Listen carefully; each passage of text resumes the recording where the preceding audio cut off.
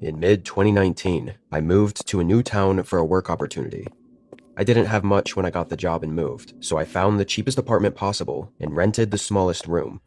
It was a one-bedroom unit on the second floor of a small complex, only having 4 units in total. They were very old and outdated, and honestly not in a very nice area. For the first 3 months, I was the only one living in the complex. All 3 of the other units were vacant, which made me feel a little uncomfortable about the place.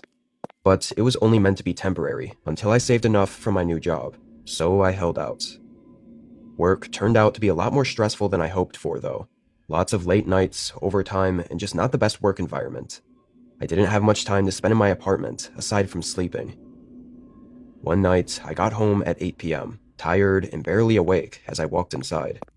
I took my shoes off and walked down the hall to my room, when there was a sudden knock against the door to my unit. I jumped, startled awake by how unexpected it was. I didn't see anyone outside when I was walking in. I stumbled back over to the door, and through the peephole, I could barely see anything.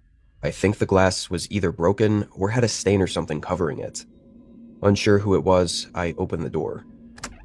Standing really close to the doorway was an older man, say late 40s to early 50s, with dark hair and stubble. His eyes were really striking, not in a good way, but in an unsettling way. "How can I help you?" His eyes opened a bit wider, and after a moment, he asked if I lived here. I thought that was a pretty strange question, but I just said yeah, without thinking too hard about it. He grinned at me, and said he was moving into the unit right next to me, and just wanted to introduce himself. He then gave an awkward wave goodbye as he walked down to the unit next to mine, and went in. Oddly, he never actually introduced himself, like told me his name or anything. I just thought he was a weird old man, but nothing to worry about. If anything, it was kind of a relief, knowing someone else had moved into this otherwise vacant building that I was staying in alone. That night, I had dinner and went to bed early, having another long day of work the following day. I got back around the same time as before, but this time, as I walked up the outdoor stairs to my unit, I saw blinds move in the window to the unit next to mine, the one that the old man said he moved into.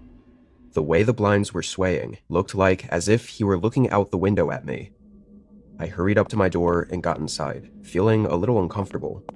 I told myself it was likely nothing, and to not overthink it. However, I again was only inside for maybe 30 seconds before there was a knock from the door. I went back over to the door, and out of habit, I looked out the peephole again, only to be reminded that I couldn't see anything. So I opened the door, already knowing likely who it was. It was the same man, looking exactly the same as last night. "Is there something you need?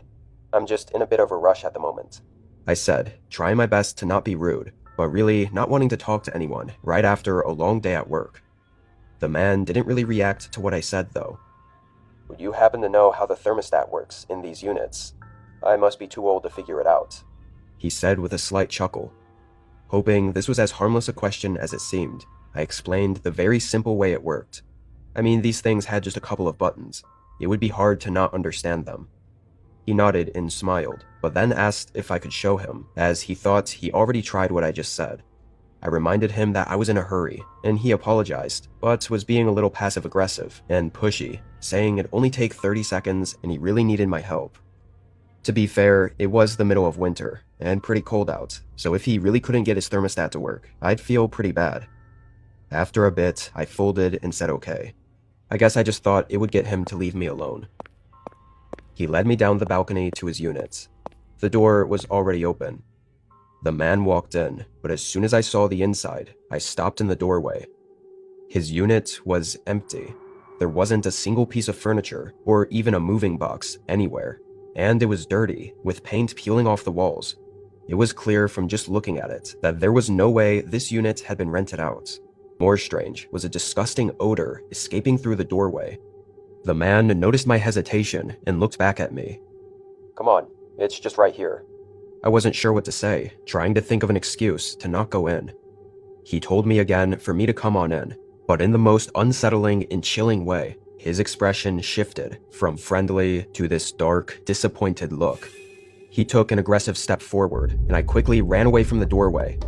I got into my unit and locked the door behind me. A few seconds later, the door handle clicked back and forth. He tried to open it. I started calling the police. The man paused for a minute, and it felt like he was probably listening in to what I was doing before he called out. He used a friendly voice, asking what was wrong and that he only needed my help. He knocked on the door a few more times, and then I heard his footsteps leave, and it stayed quiet until the police arrived. The man was nowhere near the building by then. Turned out I was right. That unit was still vacant. He had broken in and been staying in there for a few days, probably keeping an eye on me to see when I left and got home from work every day. I think there's no doubt that things could have gotten a lot worse had I entered that unit with him, or had just let things go on for any longer. Who knows what he was planning? I moved out of there as soon as I could.